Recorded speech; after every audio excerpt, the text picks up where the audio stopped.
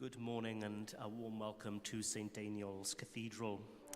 I'm going to direct you to the weekly notice sheet for the services and information for this week. But can I highlight, if I may, the funeral of Helen Lincoln, a long-standing member of the congregation here at the Cathedral, which will take place on Friday the 31st of January at 12 noon. But we'll have and that will be at the crematorium in Bangor. We'll have a memorial requiem Eucharist here the evening before on Thursday the 30th in place of evensong at 5:30. So please do come along to give thanks for Helen and to commend her to God's care.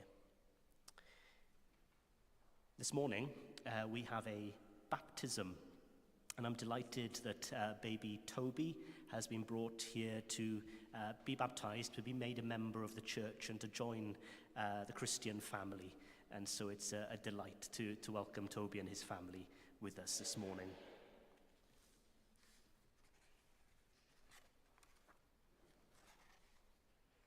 Your love, O God, reaches to the heavens, and your faithfulness to the clouds.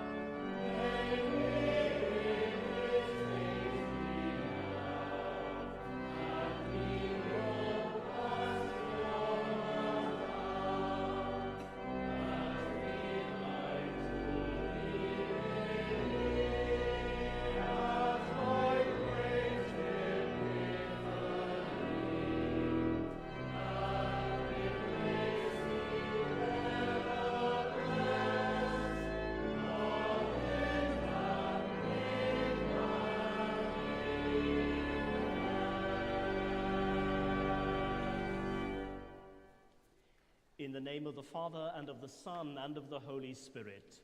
Amen. Grace and peace be with you. And keep you in the love of Christ. Your love, O God, reaches to the heavens, and your faithfulness to the clouds. As we gather to celebrate this Holy Eucharist to the glory of God, we prepare ourselves by confessing our sins. We who are embraced by you, God with us, but who struggle to accept one another. We who praise your boundless love, God with us, but stare coldly at hurt and injustice. We who long for you to be born in our hearts, God with us, but whose desire falls short of the gift. Heavenly Father, we have sinned in thought, word, and deed, and have failed to do what we ought to have done. We are sorry and truly repent. For the sake of your Son, Jesus Christ, who died for us, forgive us all that is past, and lead us in his way, to walk as children of light. Amen. Almighty God, who forgives all who truly repent, have mercy on you and set you free from sin, strengthen you in goodness and keep you in eternal life, through Jesus Christ, our Lord. Amen.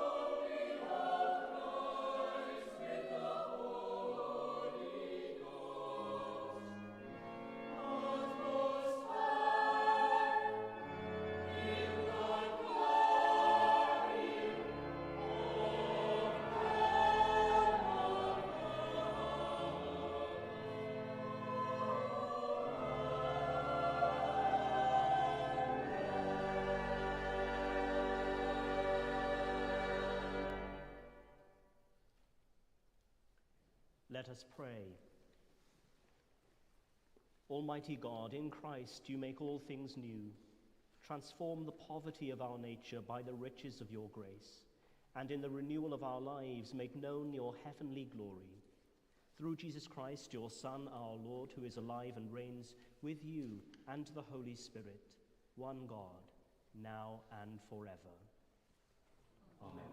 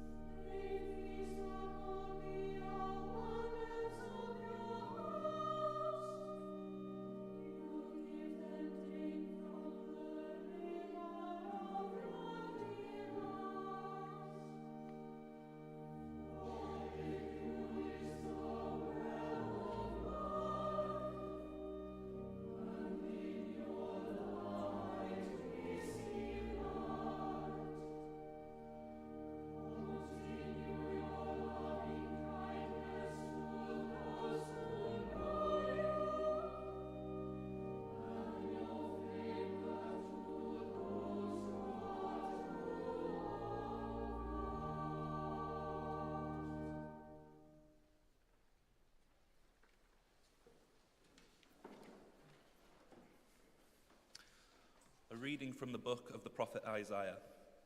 Thus says the Lord, for Zion's sake I will not keep silent, and for Jerusalem's sake I will not rest, until her vindication shines out like the dawn, and her salvation like a burning torch. The nations shall see your vindication, and all the kings your glory, and you shall be called by a new name that the mouth of the Lord will give. You shall be a crown of beauty in the hand of your Lord, and a royal diadem in the hand of your God. You shall no more be termed forsaken, and your land shall no more be termed desolate, but you shall be called my delight is in her, and your land married. For the Lord delights in you, and your land shall be married.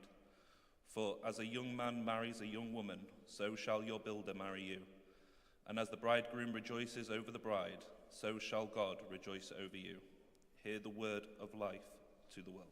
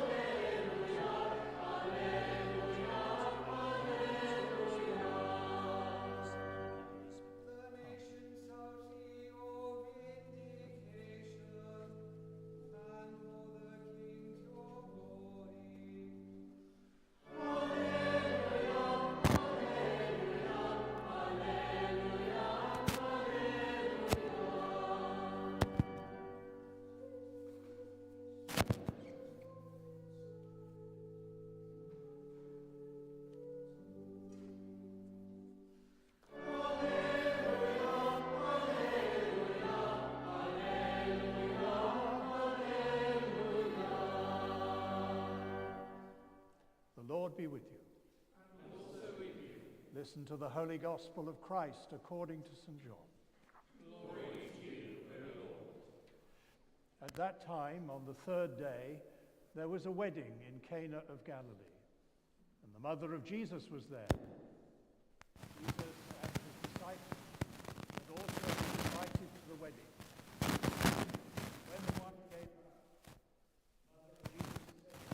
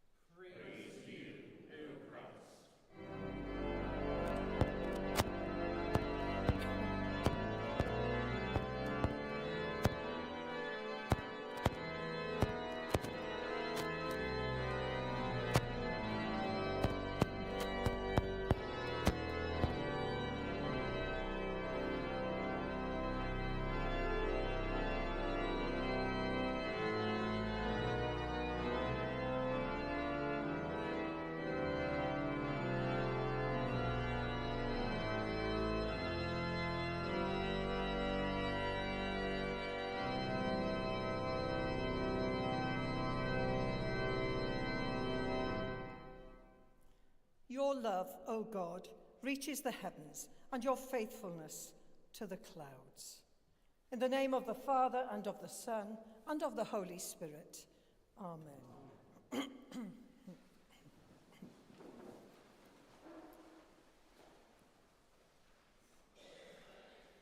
How many of us enjoy attending weddings, I wonder? What is it that you like most about weddings? Is it the service, the reception, or something else, I wonder? Weddings can be expensive, probably not helped by the celebrity culture that exists in the world today. Many celebrities sell the journalistic rights to their weddings by signing a contract with the likes of Hello or OK magazines, and many young couples aspire to emulate such celebrities. There is a Welsh language programme called Priodas 5,000 that features couples getting married, which appears to be far more measured in terms of costs. Several magazines offer an essential guide to planning your wedding. It has become big business these days. My husband was reminded of a really colourful but affable character he used to work with many years ago now, who attended a wedding at a local hostelry with his sister. His sister was a devout chapel-goer and a strict teetotaler, and upon seeing her brother pouring yet another glass of wine for himself, she confronted him sternly about it, to which he replied, "But what about the story in the Bible about the wedding at Cana?"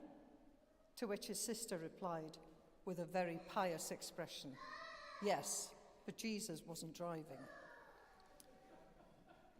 Well, today's gospel story focuses on the wedding feast in Cana, and the fourth evangelist leaves no doubt in our minds that we are to interpret this story as more than a miracle. It is rich in spiritual lessons. Jesus' reference to his hour is a metaphorical reference to his death, resurrection, and ascension. Jesus is making it clear that his hour will be governed by God and not by anyone else. The reference to the third day has themes of theological significance for the whole of the fourth gospel. The positioning of this miracle at the beginning of Jesus' earthly ministry signifies it as the inaugural event of his ministry, demonstrating his generosity through the abundance of gifts which he offers to those who follow him. Marriage is a state of life ordained by God, and the prayer book service describes it as an honourable estate instituted by God. It signifies the mystical union that exists between Christ and his church. A wedding is about commitment and faith, where the couple pledge their trust to each other and their commitment to the bonds of love and mutuality. It is also about a feast, a time when people gather together and celebrate. And Jesus here appears to sanction such a celebration by his presence.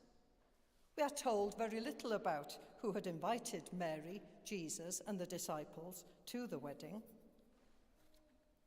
It is probable that many of the villagers were there, and possibly some people from outside also. Running out of wine would have been considered to be a social disaster that would bring shame upon the family. So it is little wonder that Mary shows concern when she says, "They have no wine." What strikes me here is Mary's faith in Jesus when she tells the servants to do whatever he tells them. Some people think that Jesus was abrupt with his mother, but Jesus was not being abrupt here. The term woman was often used by Jesus when he was addressing women, though it might have been unusual for him to use such a term to address such a close relative. The artist Paolo Veronese, whose painting of the wedding at Cana can be seen in the Louvre in Paris, saw Mary as representing the vocation of all human beings to experience liberation from death in the glory of the resurrection. Mary's identity signifies the marriage between heaven and earth, which union becomes evident in the Son of God, namely Jesus Christ. The steward's surprise that the good wine had been kept until last has a double meaning here, as it alludes to a deeper truth. The steward appears to be attributing the generosity to the bridegroom, But Jesus, of course, is the true bridegroom. The evangelist gives us information about the jars, their composition, their number, their size, and so on. And all this has significance. Stone jars, rather than earthen ones, are free from the risk of Levitical impurity, as we read in Leviticus chapter 11, verse 33. The quantity here was unusual, and this emphasizes the extravagance of the act. Just think about it. What wedding feast would require between 120 and 180 gallons of wine once the original supply had run out? The event that lies at the heart of this story is the miraculous transformation of the water into wine at the wedding. And although we get to know details of the before and after, we are told very little of the event itself. There is a great deal of symbolism here, not least in terms of Jewish vessels being filled with a new gift.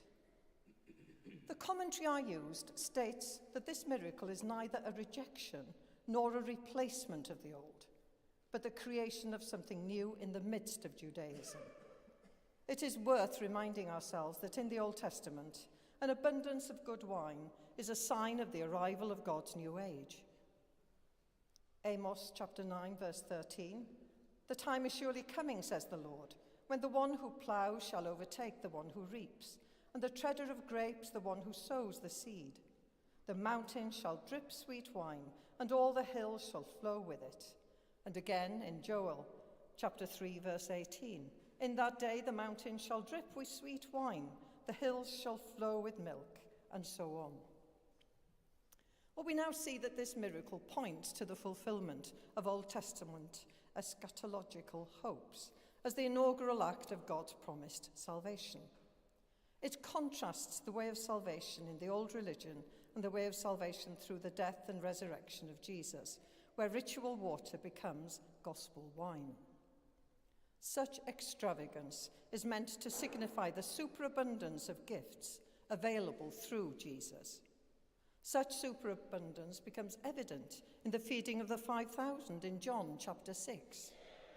It is important that we recognize where Jesus' gifts come from.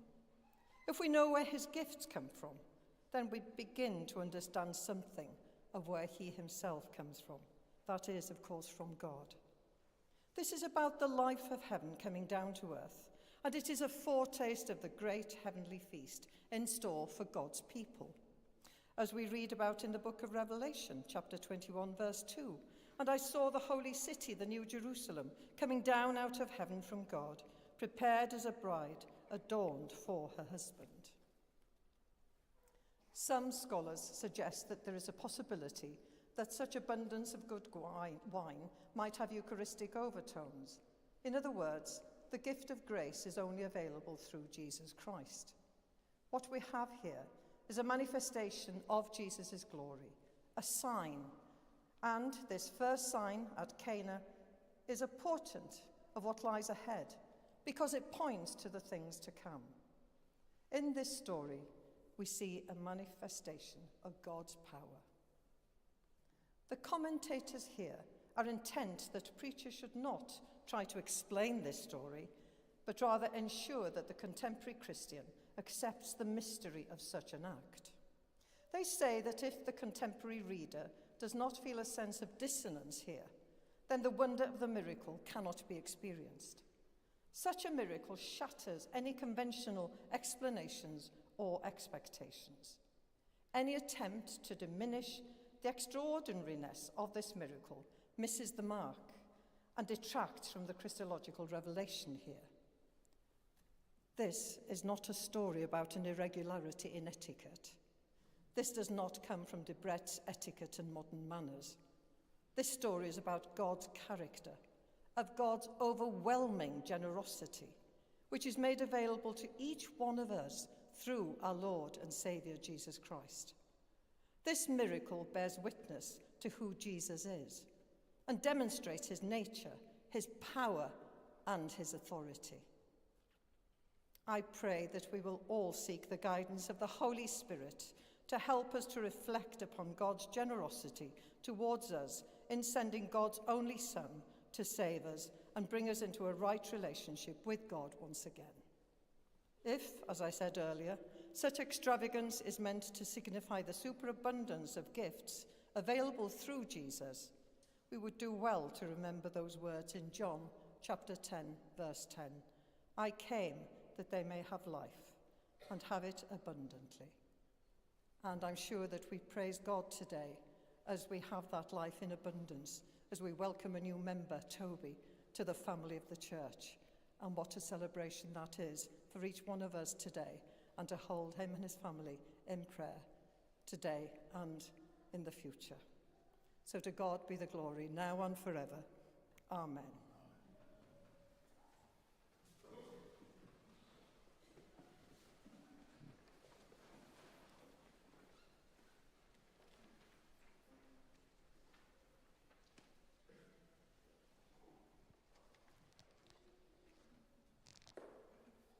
Let us proceed in peace.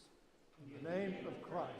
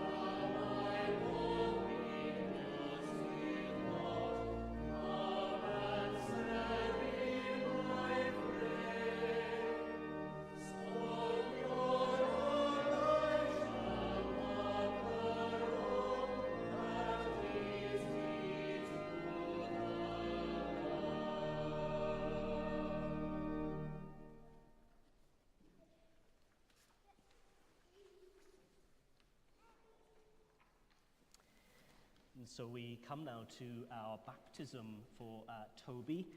If anybody would like to come closer to witness the baptism, you're very welcome, especially any children in the cathedral. Do come forward.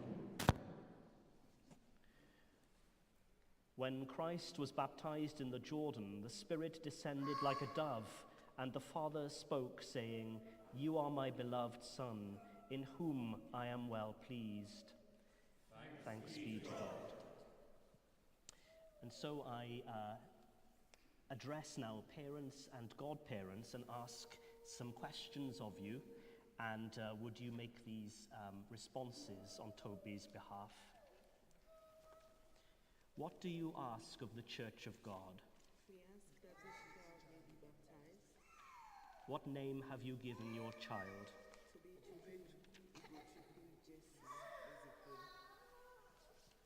You have declared your wish for Tobachuku to be baptized. We therefore now invite you to respond to Christ's call. Do you turn to Christ? I turn to Christ. Do you repent of your sins? I repent of my sins.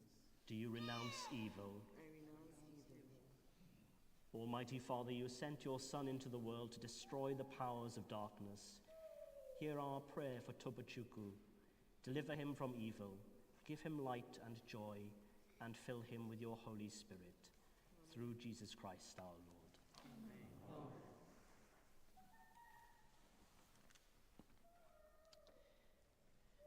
By his and precious blood, our Lord Jesus Christ has redeemed the world. He has told us that if any want to become his followers, they must deny themselves, take up their cross, and follow him day by day.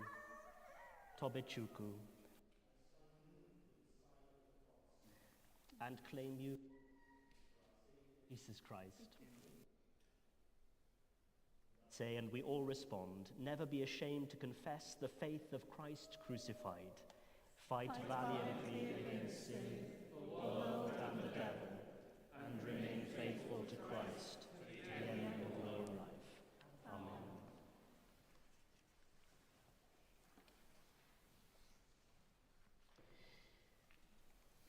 And now I address the whole congregation, inviting us all to profess our faith.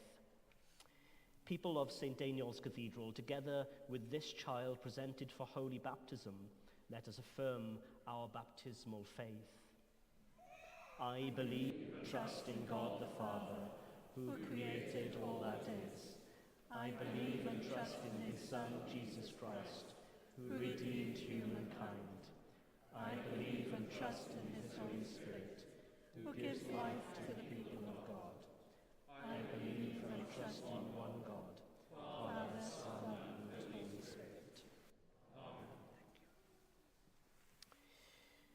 Praise God.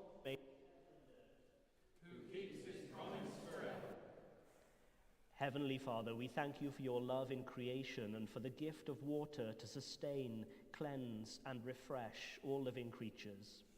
We thank you for the covenant you made with your people of old. You led them through the sea from slavery to freedom. We thank you that in the waters of the Jordan, your Son Jesus was baptized by John and anointed with the Holy Spirit. By his death on the cross and his resurrection, he has brought us forgiveness and set us free. We thank you that in the waters of baptism you cleanse us from sin, renew us by your Spirit, and raise us to new life. Sanctify so that your child who is washed in it may be made one with Christ. In fulfillment of your promise, anoint him with your Holy Spirit, bring him to new birth in the family of your church, and give him a share in your kingdom, through Jesus Christ our Lord, whom by the with you forever and ever. Amen.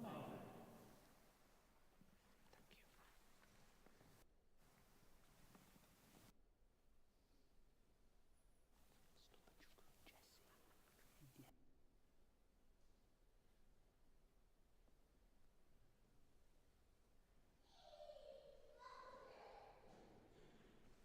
Hello. Hello. Good boy. Hello.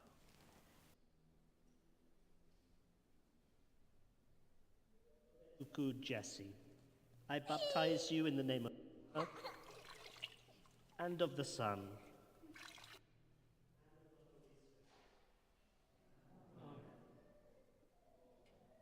Hey. It's not that bad. It's okay. It's okay. May God, who has received you by baptism into his church, was anointed priest, prophet, and king, made in his image. Amen.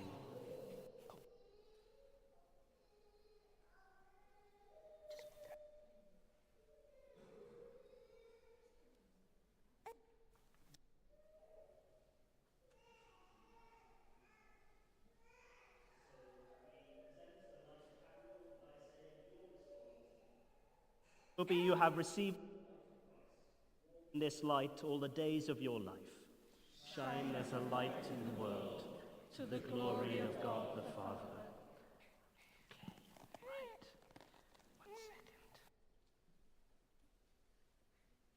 second. I come to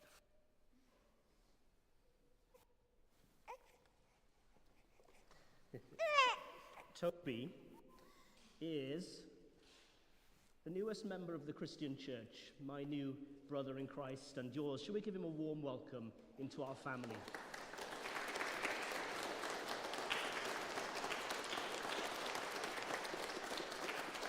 That's for you, yeah.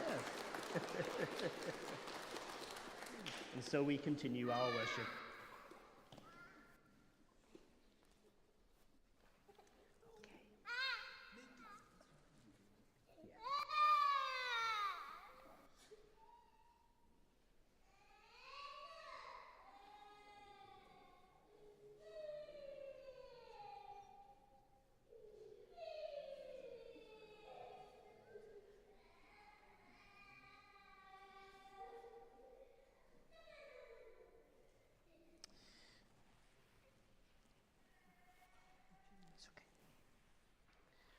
Our Saviour, Jesus Christ, is the Prince of Peace. Of the increase of his government and of peace, there shall be no end. The peace of the Lord be always with you. We share a sign of peace. Peace be with you. It's good to see you, brother. Peace be with you. Peace be with you. Peace be with you.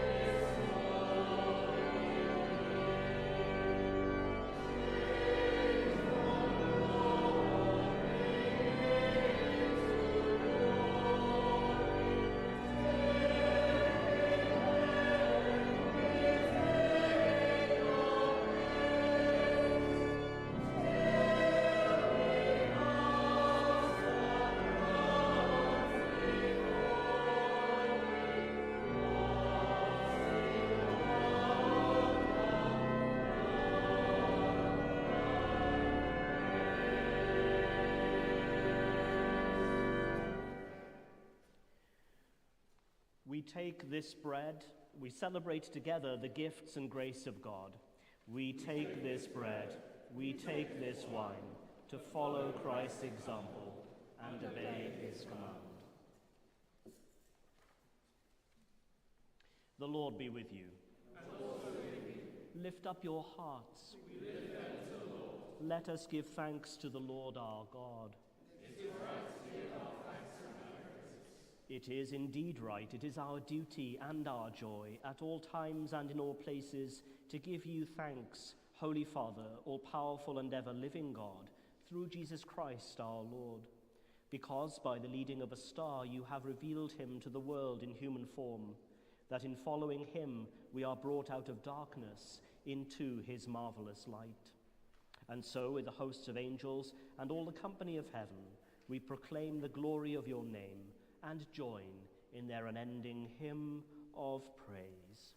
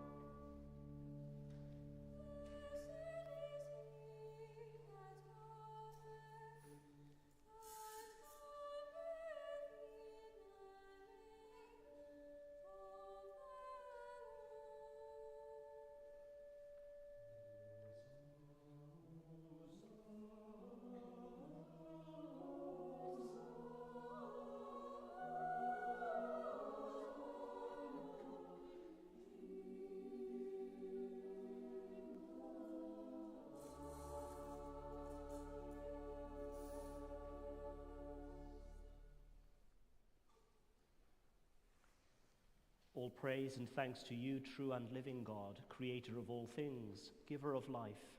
You formed us in your own image, but we have marred that image and fall short of your glory.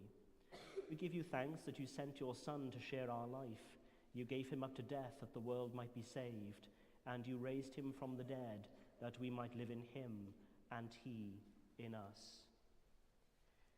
Sanctify with your Spirit this bread and wine, your gifts to us, that they may be for us the body and blood of our Saviour Jesus Christ. On the night he was betrayed, he took bread, and when he had given thanks, he broke it and gave it to his disciples, saying, "Take, eat, this is my body which is given for you. Do this in remembrance of me."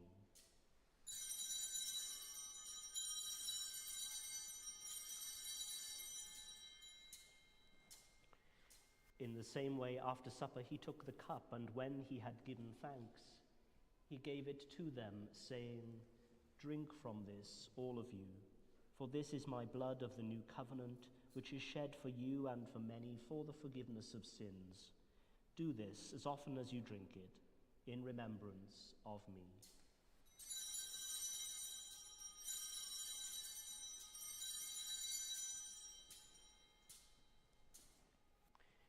Let us proclaim the mystery of faith. Christ has died. Christ is risen. Christ will come in glory. As he has commanded us, Father, we remember Jesus Christ, your Son, proclaiming his victorious death, rejoicing in his resurrection, and waiting for him to come in glory. We bring to you this bread, this cup. Accept our sacrifice of thanks and praise. Restore and revive your people. Renew us and all for whom we pray with your grace and heavenly blessing, and at the last receive us with all your saints into that unending joy promised by your Son, Jesus Christ our Lord. Through him, with him, in him, in the unity of the Holy Spirit, all honor and glory are yours, Almighty Father, forever and ever.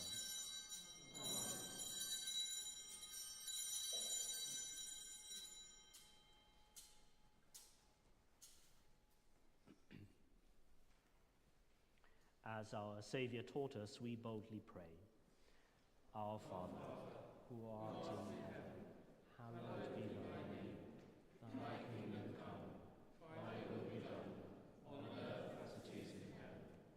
Give us this day our daily bread, and forgive us our trespasses, as we forgive those who trespass against us. And lead us not into temptation, but deliver us from evil. For thine is the kingdom, the power, and the glory, forever and ever. Amen. We break this bread to share in the body of Christ. Though we are many, we are one body, for we all share in one bread.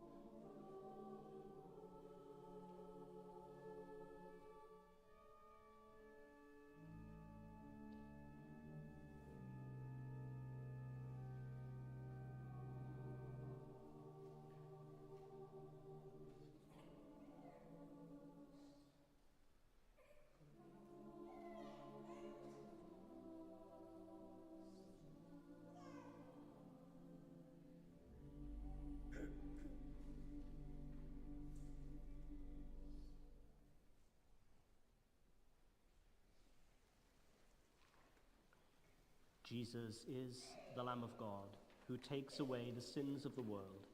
Happy are those who are called to his supper. Lord, I am not worthy to receive you, but only say the word, and I shall be healed.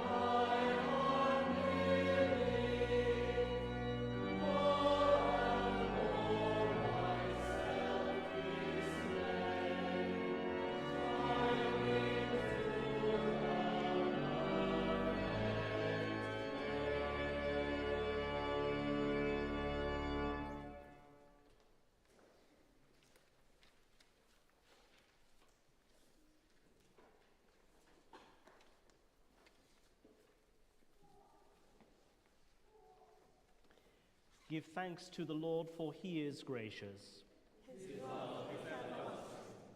God of glory, you nourish us with your word, who is the bread of life.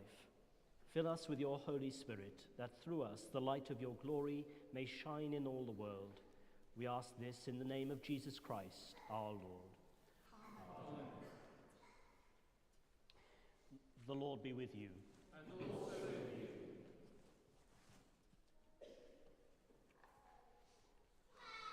Christ, the Son of God, gladden your hearts with the good news of his kingdom, and the blessing of God Almighty, the Father, and the Son, and the Holy Spirit, be among you and remain with you always. Amen. Go in peace to love and serve the Lord. In the name